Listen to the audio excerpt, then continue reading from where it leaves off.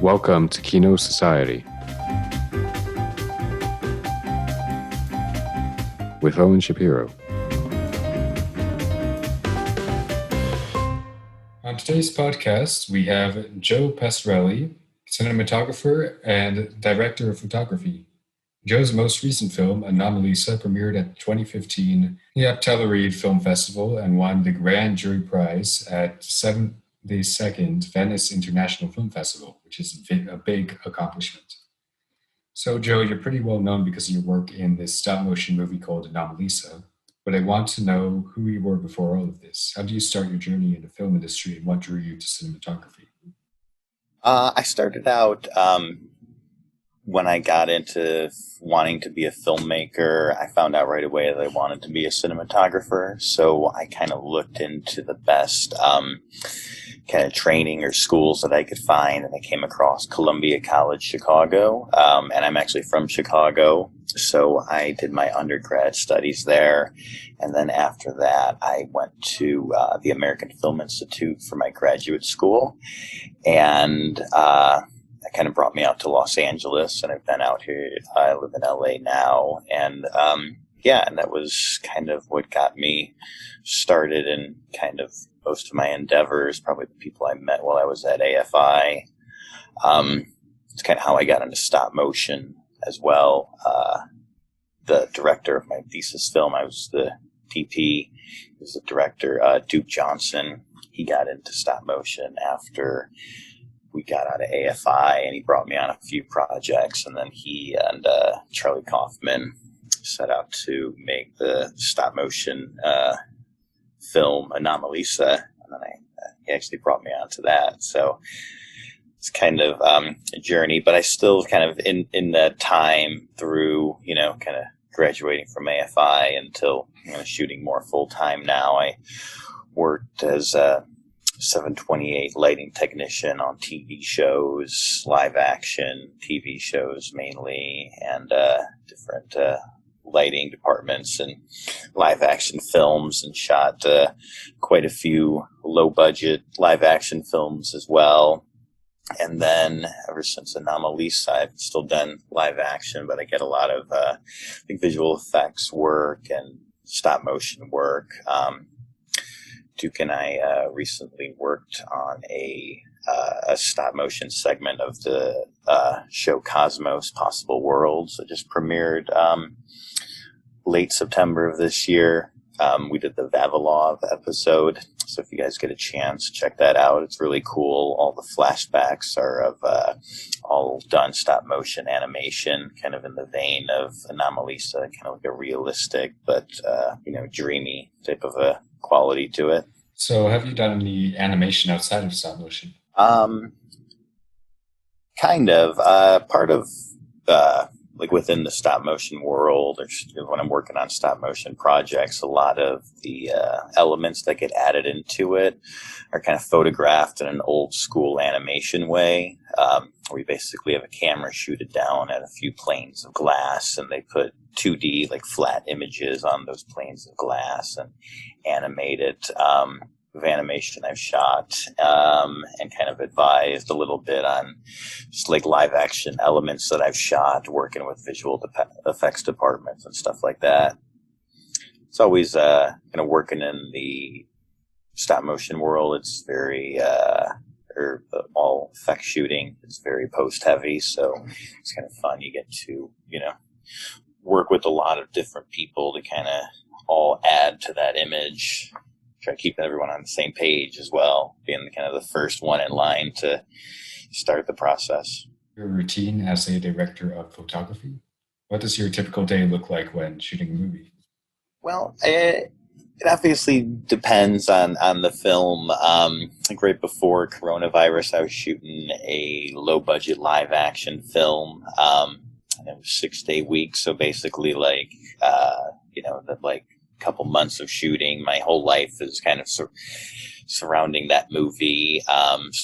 Get up, get to work, and kind of talk with the, first thing always kind of find the director, talk with the director, go over, plan, kind of any questions she has about, how we're going to cover stuff, and then from there we kind of speak with like the AD, go over, their plan for the day, make sure everyone's plans work, and then from there I just basically peel off and start working directly with the gaffer and the camera department and group department to get everything set up. So, how is this routine different when you're shooting for a series? It really doesn't differ as much so as I think on like a series or something, that's something a more of a longer term project. I think that the like the gaffer and the camera operators would be, right away in that first conversation with the AD, and after I kind of touch base with the director, it's kind of a more of a communal setting because everybody's been there for months. So we all kind of talk about the day as kind of a bigger group. I would say would kind of be, the difference on a longer series versus a movie where it's a little more intimate and you're, really kind of focused on a very specific vision of, the director versus series. There's a lot of becomes more of a machine where got to everybody's got to make sure they accomplish their goal for the day. Yeah, so I know that in animation it's a bit different in terms of how much vision the creator has over the animators. So how is that? How much creative vision do the animators have over the directors? I wouldn't necessarily say it's more of like how the animators, because I feel like the animators, just as a spectator of their work, so often each one of them brings their own very specific way of animating, and it's just a feeling that they have or whatever. So I think when a director is kind of working with the animators, I think the best I've seen is when they kind of like almost cast the roles, so there'd be a certain character and they would want a specific animator always to animate that character because they that animators, the kind of feelings come out in that character over time. I remember a lot of that was done on Anomalisa, and I think that kind of shows there were certain animators that did very specific characters, and they kind of had that emotion after a long time of doing that character. I think that's a cool thing that you could do in stop motion. As someone who's seen a good majority of what Kaufman worked on, Anomalisa definitely felt a little bit different from his other works. Just like in terms of the writing as well, it just felt a bit. Not that it's bad; it's a great movie, but it just did feel very different. Would you say that you have a special technique to shoot that makes your work different from the rest? Say I try to, as best I can, kind of capture the emotion that like the director's going for, but kind of make it in such a way that it looks like real life. There's kind of really nice moments in life that are out there, and capturing that on film and having the opportunity sometimes to just create it from scratch in like an effects world or a miniature world or stop motion world is really fun. And I think that's it. Like I really enjoy that challenge of creating like very visually real yet uniquely real. Those moments that you see when the sun's setting or something, and then trying to create that on its own is what I don't know if I puts me above anybody else, but that's what I enjoy the most. The biggest challenge that I like to take on. And Anomalisa is definitely a film that deserves its praise and kudos. So, could you tell us a bit more about the process of shooting this film? Yeah, I mean, when we shot Anomalisa, it started out relatively low budget as far as stop motion films go because it was crowdfunded. And after time, we, as a production, realized we needed to kind of get more money than the crowdfunding was providing. So it was kind of like a crossroads at the project. You just keep going down the path of making the best quality piece we can, possibly running out of money, or just figuring out a way to make it work. And we chose to make the best quality thing we could, and it was a good move because we ended up with a good chunk of the movie being shot, and we had the producer set up tours of investors to come through and hop on board, and luckily there was a few that did, and we kind of pushed forward in that same vein of trying to make the best quality we can in a very kind of like a down home setting. Everything was built on site, just like everything was built in the other room from where we were shooting, where all the stages were. So, people were making molds and stuff, or carving stuff out of wood, printing faces, last minute, painting faces if they were off color, stuff like that. I think that the uniqueness kind of, I think, shows in Anomalisa. Differences that you encounter between shooting animated films versus shooting with real life people. Animated films, there's a lot more pre-planning that goes into it, in such a way that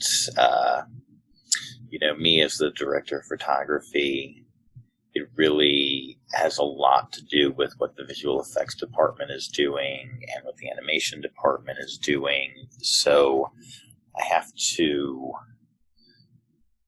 be a little more mechanical in the way that I approach things at first. I'd have the vision going, but then I have to make sure, run it by a lot of different people, versus live action. Even with a lot of pre-planning, there are very spontaneous moments that tend to happen. Location scout something with the 7D, and then you show up with all the actors and everything.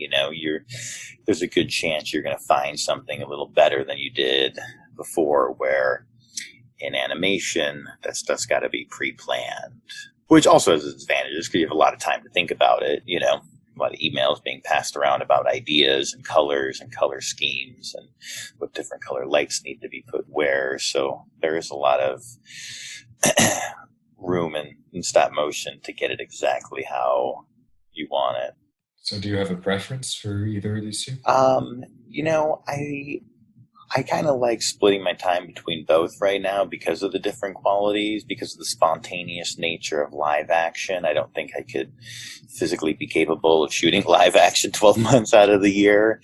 And stop motion is a much more relaxed pace. And, like I've seen, a lot of stuff is pre-planned. So when you show up, you kind of, it's significantly less stressful than live action, because even as far as the lighting and everything, like, I have a pretty good idea coming into these stop motion things where I have to put stuff, just because space is small, and a lot of stuff I've already kind of worked with the production designer to build into the sets.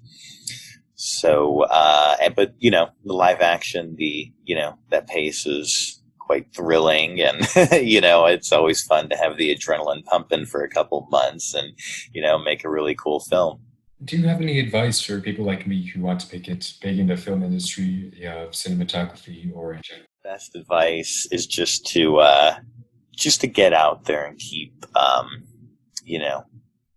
working at it as much as you can. Try to take on as many different aspects of the visual image as you can.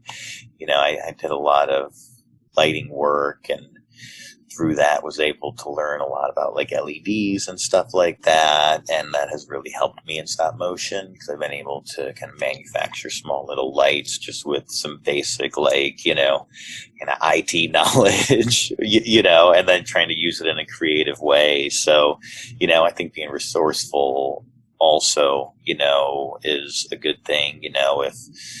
If someone wants to hire you on just to shoot something small, I mean, you never know, that could end up winning film festivals and, furthering your career more than you can imagine. So it's always good just to make the best of every situation.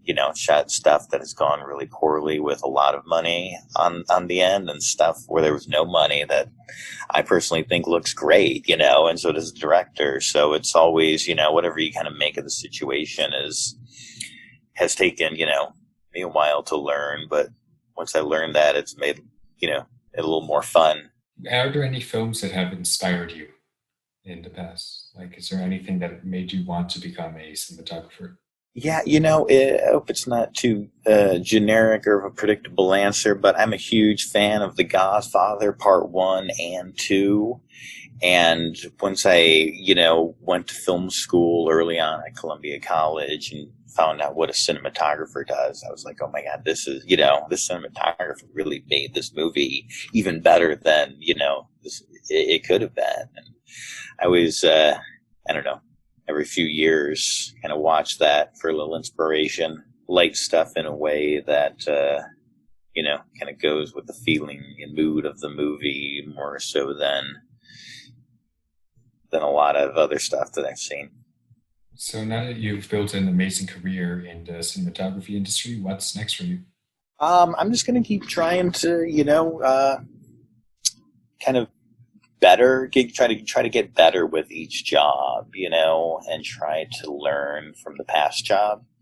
So, now there's a lot of technology coming out, so I try to utilize that in such a way that maybe will make my job easier, make me go faster, something like that. And, being on set, even if it's laid back stop motion production, you still gotta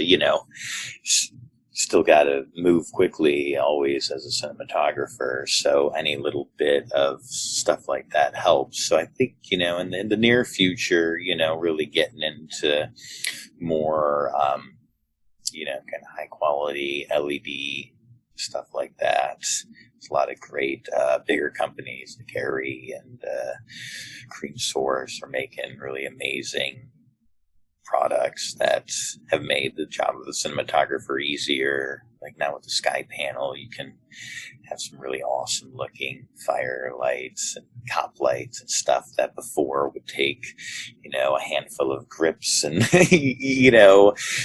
well-trained grips and electricians with flags and, whatnot, trying to do that. Now with, a really good programmer, that's going to look great now. And it's very easy to do. Yeah, so do you have any upcoming projects, though? Do you have anything that you're currently working on? Yeah, right now I'm actually shooting a pilot for the network TYGZ, which is the going to be the after sci-fi and after dark, more in the vein of Adult Swim. So we're shooting a stop motion pilot for that. About a group of aliens at a bar in space. So hopefully that gets picked up. It's a fun project to be working out. Yeah. So finally, where can my listeners find and connect with you? You can always go to my website, joepassarelli.com. And, I have my email on there, and you can always feel free to, ask me anything. I'm always good at responding to stuff. That's all for today. Don't forget you can subscribe to Kino Society on iTunes and Spotify. Thank you so much for your time, Joe. Well, thank you. I appreciate it.